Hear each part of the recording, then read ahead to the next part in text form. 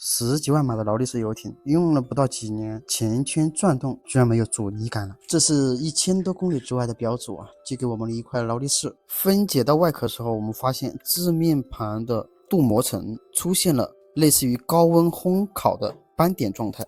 这种情况的发生，说实话很少见。看一下我们后面针对它修复的效果，前圈没有阻尼感的问题已经找到。